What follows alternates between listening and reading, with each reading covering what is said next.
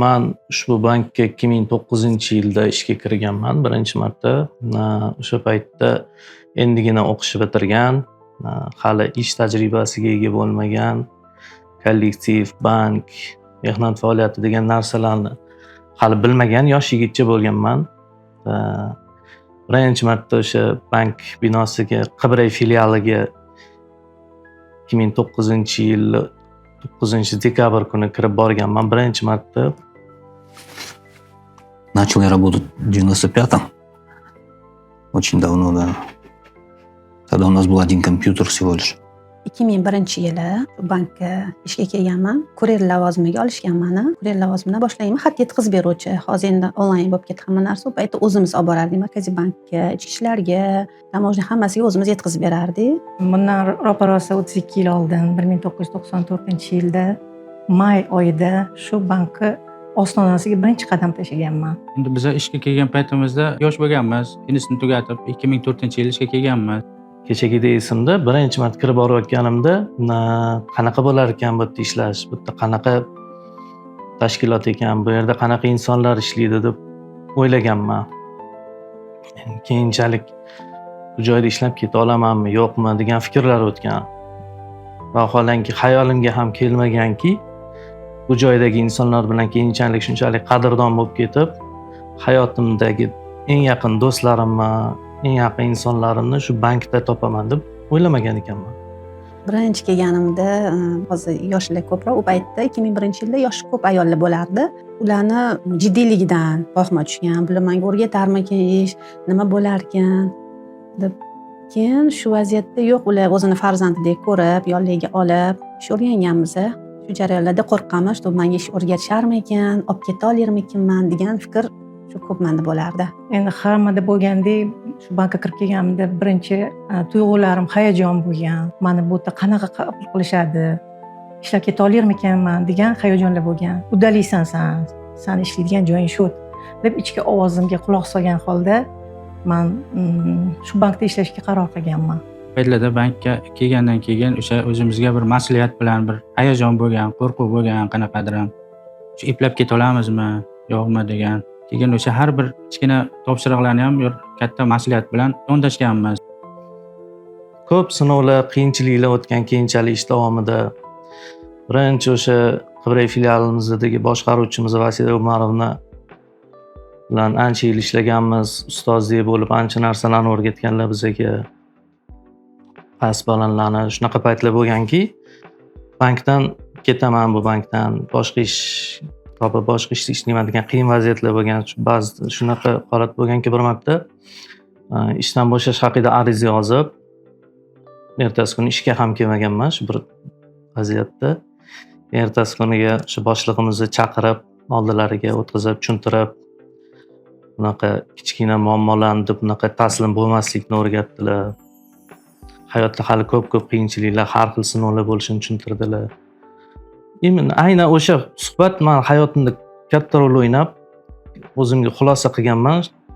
Bunaqa vaziyatlarda tez qaror chiqarmaslik haqida. Работать я начал в 93-м, когда открылся банк. У них не было своего здания. Они арендовали мой кабинет. Вот с этого все началось. O'sha tashkilotlarga borsam, nimaga kurer kelmadi, nimaga o'zingiz keldingiz? Men endi 19 yosh bo'lganman. Qiz kurerman deyishga uyalganmanmi ili etmaganman, etmasdim. Keyin yana kurer ofisga chiqib ketuvdilar, o'rnalariga men keldim, derdim. Shu bilan ishga joylashganimdan keyin menga pul muomalasi ishini menga topshirishdi. U paytda pul muomalasi bo'yicha bir opa ishlardilar. Ularni pensiya yoshlari yetgani uchun shu ishlarini menga o'rgatishlarini, pul muomalasi yo'nalishida menga ishchi hammasini topshirishni aytishgan, upravляющий aytgan edilar, boshqaruvchi. Men endi o'zimga maqsad qilganman, shu bankda baribir ishlayman deb.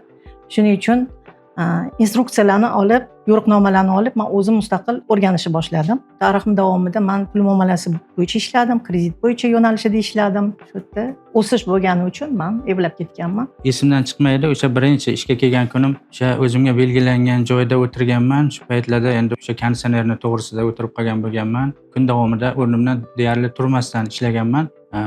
Natijada o'sha kuni shomillab qolgan bo'lganman. Shu bilan ertasi kuni 3 kun davomida o'sha isitmam chiqib, isitmalagan bo'lsam ham shu mas'uliyatni his qilgan holda ishga kelganmiz.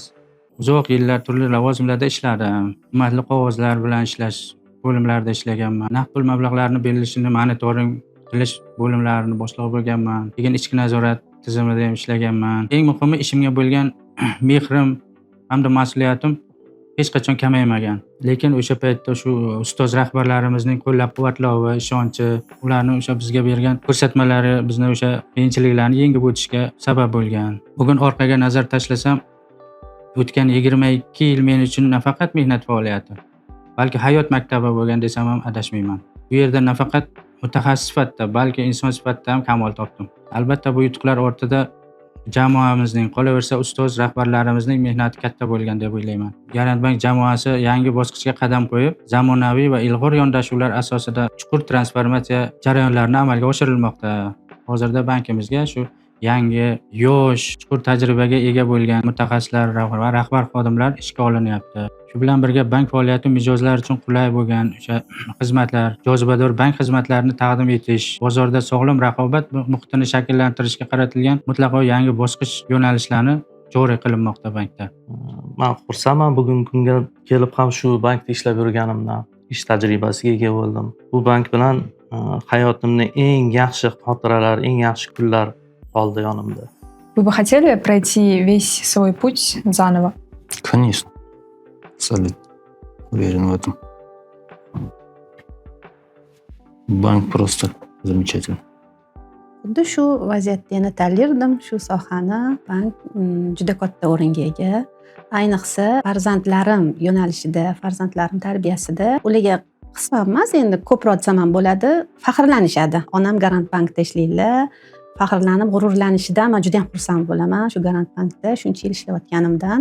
Shu hissa ularga qanaqadir yo'nalishida nimadir olishiga xursandman shu yerda ishlayotganimdan. Kelgusida ham ushbu bank ravnaqi uchun o'z hissamni qo'shish, yosh kadrlarga o'z tajribamni ulashish orqali bankning yuksak natijalarga erishishida astoydil mehnat qilishga qaror qilganman. Bu bank shunchaki ish emas men uchun. Bu meni yo'lim edi. Men buni bilardim. Ichimda bitta fikr paydo bo'ladi. Mana shu kelganimda birinchi qadamimni tashlab, yaxshi qilganimni tushunaman. Shuning uchun ham 32 yil birgamiz.